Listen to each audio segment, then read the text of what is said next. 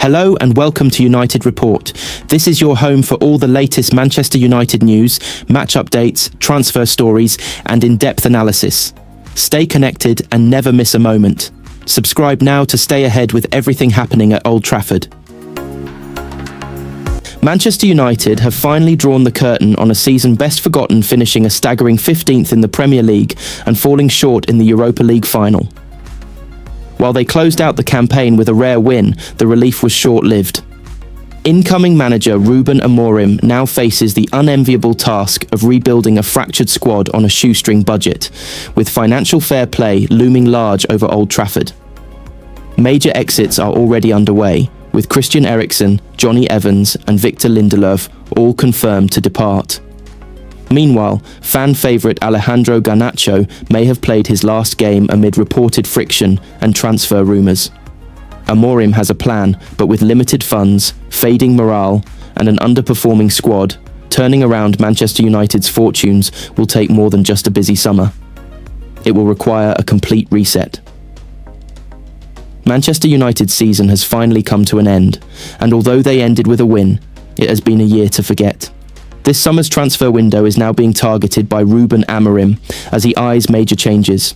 He's been unable to enjoy any positive change since being appointed late last year, but will be granted a summer to get in the players that suit his unique style. He's likely to need several new faces, whilst numerous individuals are deemed surplus to requirements. United's failure in the Europa League final means they missed out on the Champions League, which has massively hit their finances. It may hamper what they can do, but they are still tipped to pursue Matthias Cunha and Liam Delap.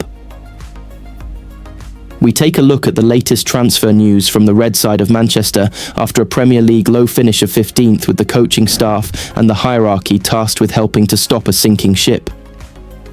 Amorim has warned that United's summer transfer business will be constrained by financial fair play rules as he bids to overhaul the club's fortunes. Amorim has attempted to manage expectations somewhat, but still highlighted that change is required in the summer months.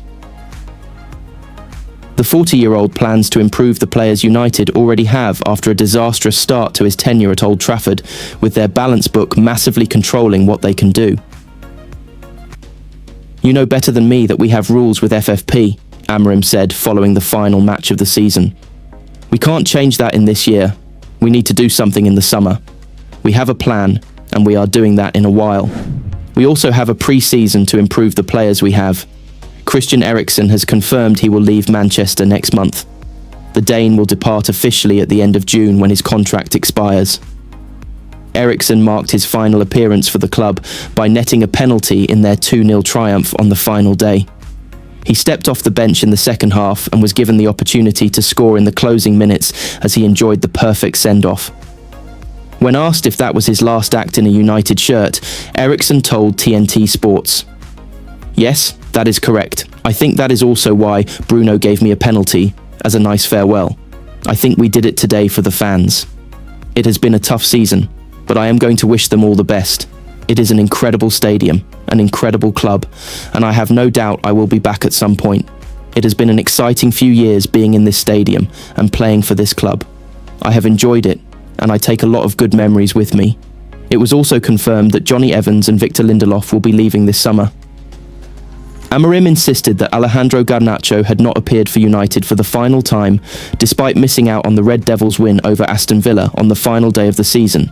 It has been suggested that the winger is on his way out of the club after a furious outburst following the Europa League final.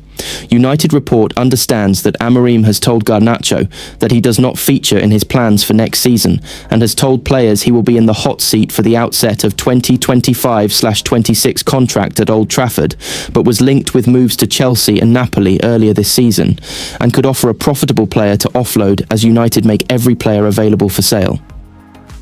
Aston Villa's Champions League dream came crashing down in dramatic fashion, and at the heart of the chaos stood their emotional warrior, Emi Martinez.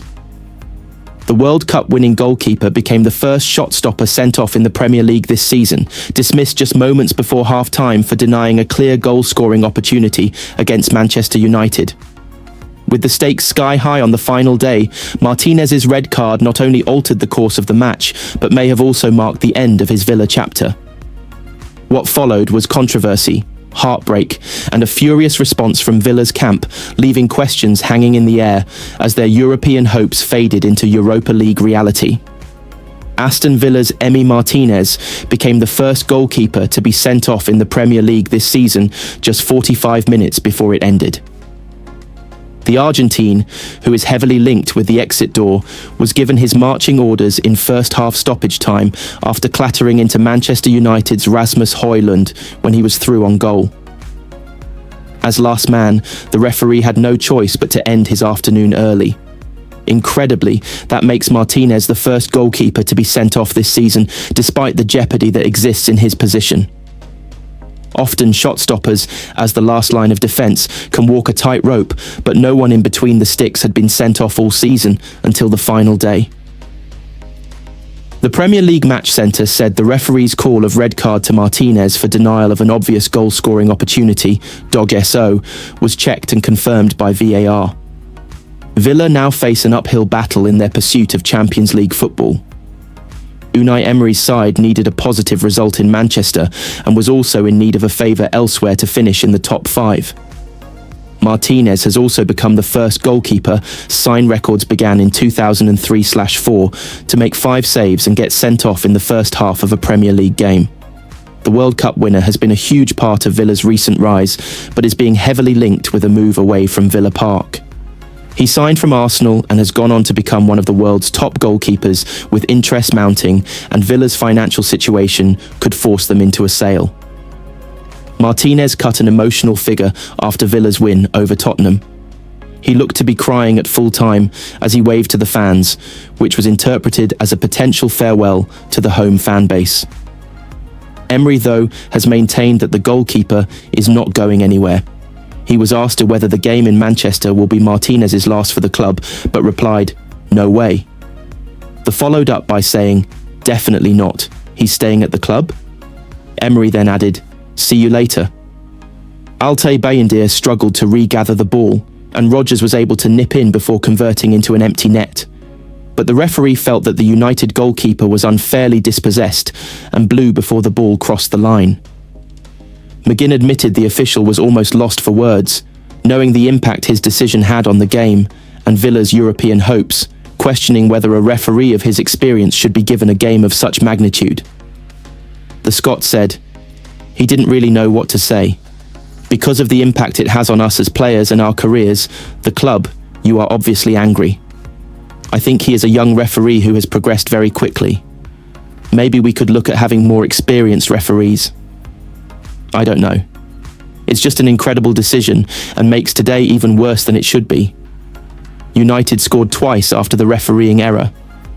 Ahmad opened the scoring with Christian Eriksen later making the game a safe, but the decision clearly rattled the Villa contingent with Emery fuming on the sidelines." McGinn added, "I think everyone wanted the correct decisions when the VAR was implemented. You watch rugby, even if the referee has awarded a try and it's wrong, it's overturned.